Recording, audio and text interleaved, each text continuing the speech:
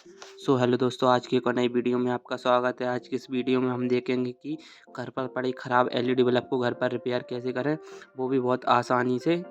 इस वीडियो को लास्ट तक देखें।